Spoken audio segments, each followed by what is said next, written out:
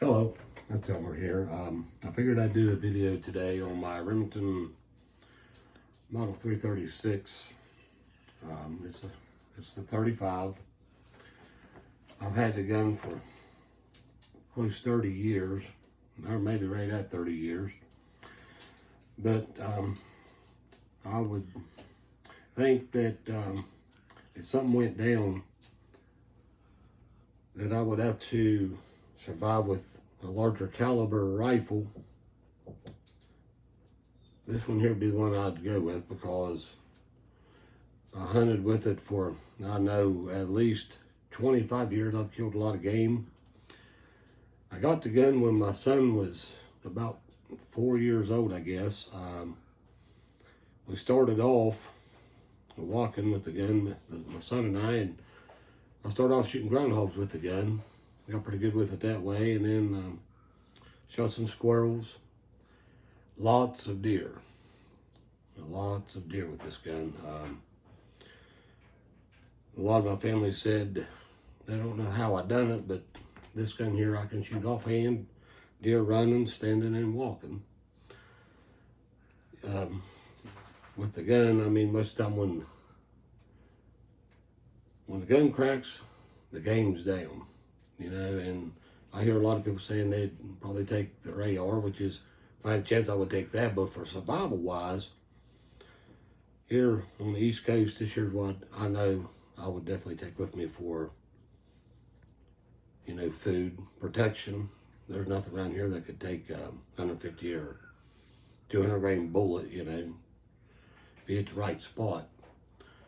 But like I said, you know, this gun is really close to me, and if my family watches any of my videos, my cousins and aunts and uncles, you know, they can say that I've took a lot of game. You know, and the gun is very precious to me. I've even told my wife when I die, put it in the casket with me. I'll just take the gun with me, you know, if I would go. But no, this year will be an heirloom I'll leave to one of my family members, you know, one of my kids probably, you know. But I figured I'd do a good video on it, you know. With all my videos out there, I never did do one. I'm gonna actually do one with me shooting a gun at around 200 to 250 yards, which I took game with it that far, you know. And I know what the gun's capable of doing. I like the 150 grain myself with the gun because it does a lot more damage, you know. With the gun, I used to shoot a lot of Remingtons through it. But I started having little problems with some of the Remingtons back in the day. So, but I haven't hunted with the gun for, I guess, 2 or 3 years. I actually went to using a 30-06 for my hunts.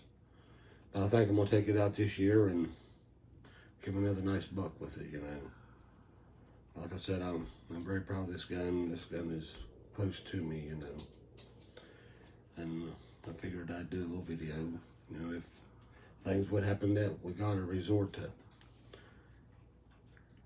getting meat our way, which is, I know without a shadow of a doubt this gun's gonna do it. Another thing I like about it, you know, it's an older gun.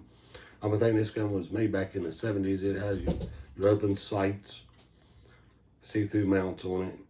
So that's a big plus for these older guns. Our newer guns, like my 30-06, that don't have no sights at all, one edge. Got to rely on the scope. If your scope breaks, you're done.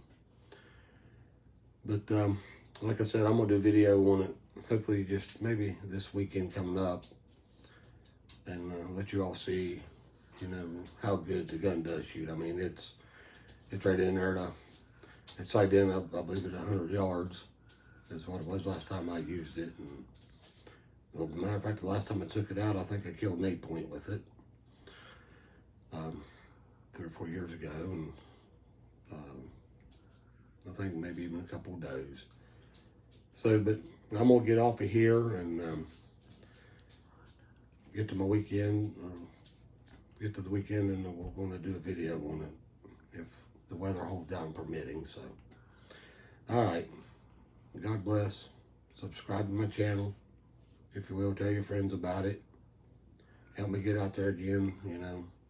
So, good evening. God bless. Bye-bye.